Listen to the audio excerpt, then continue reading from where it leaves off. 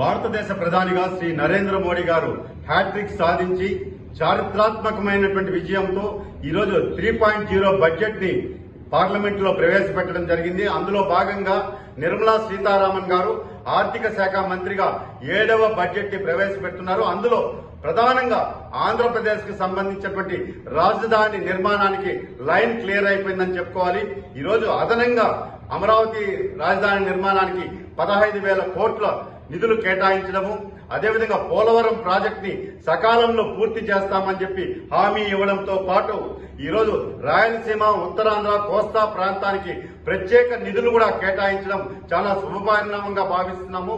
ముఖ్యంగా నిరుద్యోగ యువత కోసం ప్రతి సంవత్సరం 1,00,000 మందికి 3% రుణాల వడ్డీతో వీళ్లు మంజూరు చేస్తామని చెప్పి ప్రకటించడం నిరుద్యోగ యువతకు ఉన్నత ఉద్యోగాలు చదువుకునే అవకాశాలు కల్పించినట్లయింది.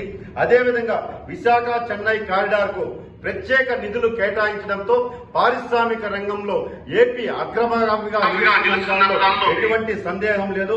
ముఖ్యంగా ఏపీలో వెనుకబడిన ప్రాంతాల అభివృద్ధికి కూడా ప్రత్యేక నిధులు కేటాయించడం జరిగింది.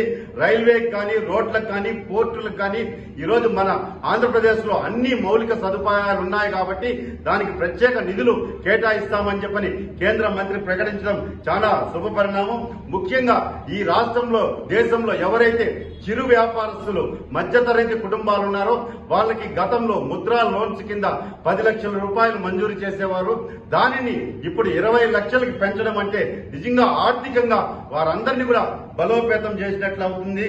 అదేవిధంగా ఈరోజు భారతదేశంలో మొట్టమొదటిసారండి కార్మికులందరికీ కూడా డార్మెటరీ తరహా టైప్ లో అద్దె గృహాలను నిర్మించి ఇస్తామని చెప్పడం చారిత్రాత్మకమైనటువంటి ప్రకటన ఇది. ఈ రోజు ముఖ్యమంత్రిగా చంద్రబాబు నాయుడు గారు, కేంద్ర మంత్రులంతా కూడా ఈరోజు ఎవరైతే రాష్ట్రం నుంచి ప్రాతినిధ్యం వహిస్తున్నారో వాళ్ళందరూ కూడా ఎన్డీఏ కూటమిలో చేరడంతో ఏపీకి మహర్దశ ప్రారంభమైంది. నరేంద్ర మోడీ గారు గాని, కేంద్ర ఆర్థిక మంత్రి గారు ఏ విధంగా ఆంధ్రప్రదేశ్ 5 సంవత్సరాలు వెనక్కి పోయిందో దానిని ఈరోజు అగ్రగామిగా తీసుకురావాలని చెప్పని అన్ని వర్గాల ప్రజలకి, ముఖ్యంగా మహిళలకి కూడా ఆస్తులు రిజిస్ట్రేషన్ చేసే దానిలో కూడా తగ్గింపు ఇచ్చారు అంటే ఈరోజు ఆంధ్రప్రదేశ్ ప్రజలకి ఇది ఎంతో ఊరట, ముఖ్యంగా మహిళలకి.